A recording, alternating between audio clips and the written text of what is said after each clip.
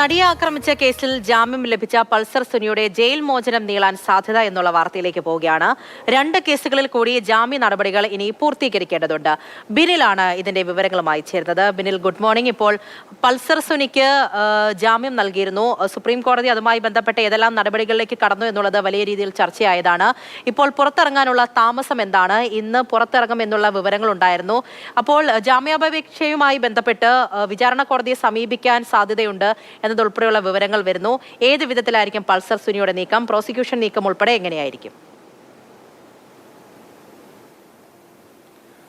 പൂജ, Pulsar Suni ഇന്നെന്തായാലും പുറത്തിറങ്ങില്ല.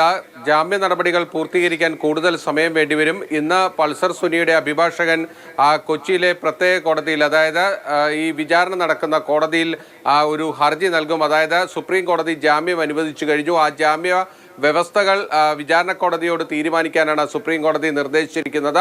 അതുകൊണ്ട് സുനിയെ കോടതിയിൽ ഹാജരാക്കി ജാമ്യ വ്യവസ്ഥകൾ അനുവദിച്ച് ആ ജാമ്യ വ്യവസ്ഥകൾ പ്രകാരം പുറത്തിറങ്ങാൻ അനുവദിക്കണമെന്ന് ആവശ്യപ്പെട്ടുകൊണ്ടായിരിക്കും ഹർജി നൽകുക. പക്ഷേ പൾസർ സുനിക്ക് മുന്നിൽ 2 കടമ്പകൾ കൂടിയുണ്ട്. കാരണം നേരത്തെ പൾസർ സുനി പ്രതിയായ കോട്ടയത്തെ ഒരു കവർച്ചാ കേസുണ്ട്. അതോടൊപ്പം തന്നെ നടിയെ ആക്രമിച്ച കേസിൽ റിമാൻഡിലായിരുന്നതിന് ശേഷം കാക്കനാട് ജില്ലാ ജയിലിൽ വെച്ച് ഫോൺ ഉപയോഗിച്ചതിന് മറ്റൊരു കേസുണ്ട്.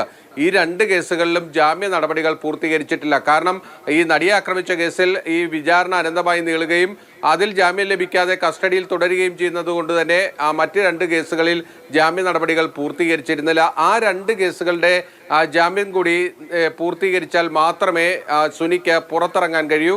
അതുകൊണ്ട് തന്നെ ഇപ്പോൾ അടുത്ത ദിവസങ്ങളിലൊന്നും തന്നെ ഈ ജാമ്യ നടപടികൾ പൂർത്തീകരിച്ച് പുറത്തിറങ്ങാനുള്ള സാധ്യതകൾ കുറവാണെന്ന് വിലയിരുത്തേണ്ടി വരും. ഇതിൽ ഏറ്റവും പ്രധാനപ്പെട്ട കാര്യം, നടിയെ ആക്രമിച്ച കേസിൽ കർശന ജാമ്യ വ്യവസ്ഥകൾ സുനിക്ക് ഏർപ്പെടുത്തണം എന്ന ആവശ്യം പ്രോസിക്യൂഷൻ വിചാരണ കോടതിയിൽ ഉന്നയിക്കാൻ തീരുമാനിച്ചിട്ടുണ്ട്.